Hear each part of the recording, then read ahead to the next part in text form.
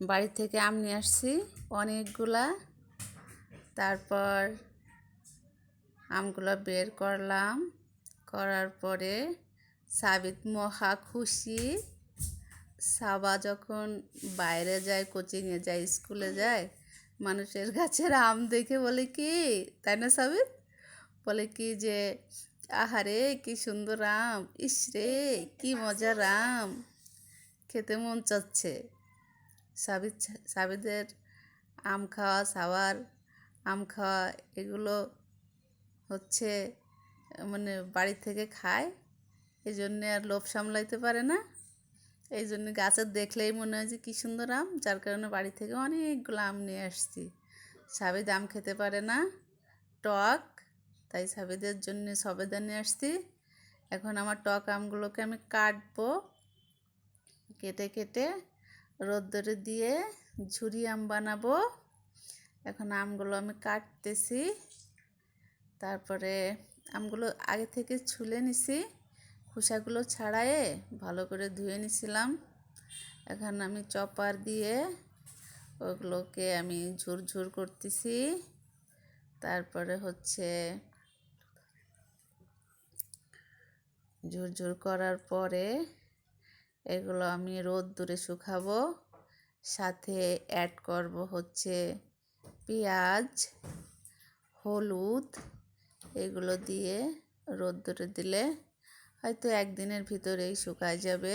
আকাশের অবস্থা ভালো আছে, রোদে দিলে একদিনের ভিতরেই শুকায় যাবে। এই আইটেম করার পরে তারপরে হচ্ছে অন্য একটা করব। আমগুলো সব কাটা হয়ে গেছে, পেঁয়াজগুলো কেটে নিলাম। এখন এর সাথে অ্যাড করে দিচ্ছি পেঁয়াজ আমের সাথে। তারপরে হচ্ছে আমি দিব হচ্ছে এরপরে হলুদ দেব একটু। হলুদ দেওয়ার পরে আম, পেঁয়াজ আর হলুদ একসঙ্গে মিক্স করে বড় একটা প্লেটে করে সুন্দর করে ওগুলোকে ছড়াই দিয়ে রোদ্দুরে দিয়ে দেব। একদিনেই হয়তো রোদ ভালো থাকলে ওগুলো শুকিয়ে যাবে। শুকানোর পরে তারপরে হচ্ছে আচার বানাবো। গত বছরও বানিয়েছিলাম, প্রায় শেষের পথে, অল্প কিছু আছে। এখানে আমি প্রায় 1.5 কেজির মতো আম এখানে আমি অ্যাড করেছি। দেখা যাক কতটুক হয়। গত বছরও 1-1.5 কেজি আমে আমার প্রায় শেষ হয়ে গেছে, খিচুড়িতে ডাউলে দিয়ে খাওয়া হয়ে গেছে। এবারে 1.5 কেজির মতো আম নিয়েছি। দেখি এটাতে ঝুরি আম কতগুলা হয় আর কয়দিনই বা খাওয়া যায়। ভালো করে মিশিয়ে নিচ্ছি হলুদ, পেঁয়াজ এবং আম। ভালো করে মিশানোর পরে তারপরে এখন আমি রোদ্দুরে দিয়ে দিব। রোদ্দুরে দেওয়ার পর হচ্ছে ভালো করে শুকায় গেলে এগুলোকে আমি একটা কাচের জারে রেখে দিব।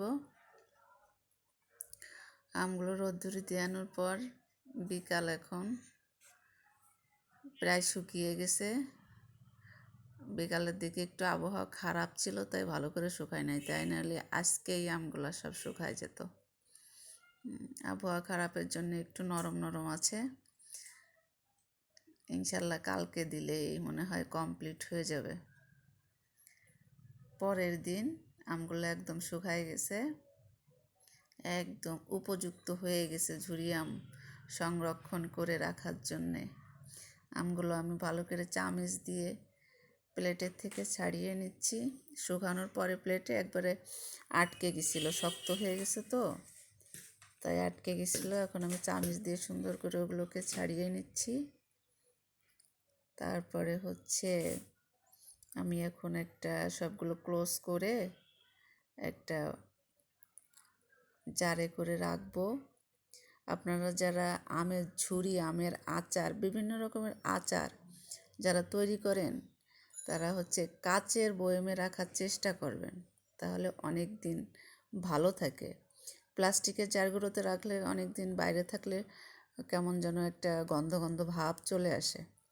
কিন্তু যদি কাচের বয়ামে রাখেন তাহলে গন্ধ ভাবটা আসবে না। অনেকে ফ্রিজে রাখে, আমিও রাখি। তো বাইরে ফ্রিজের থেকে অনেক সময় ঠান্ডা নর্মাল হইতে একটু লেট হয়ে যায়, যার কারণে বাইরেও কিছুটা রাখি, ফ্রিজেও কিছুটা রাখি। দেখা যাক কতটুক হয়, বেশি হলে তো একটু ফ্রিজেই রাখবো, বাইরেও রাখবো। দেখি কতটুক হয় এবার।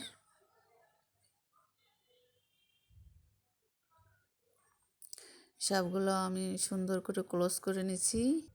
এবার একটা কাচের বয়ামে আমি রেখে দিচ্ছি।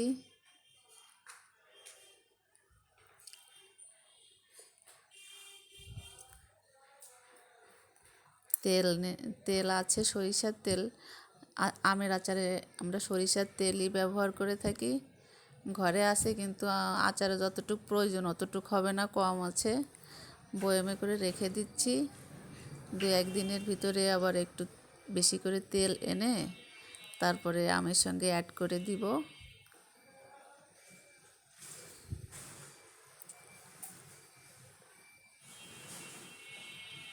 আপনারা যারা এই ভিডিওটি দেখছেন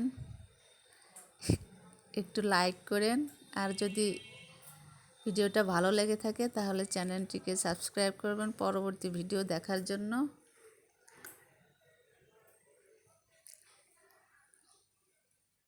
2-1 দিনের ভিতরে আবার আমের জেলি বানাবো। সবাই দেখার জন্যে চ্যানেলটি সাবস্ক্রাইব করবেন। সবাই ভালো থাকবেন।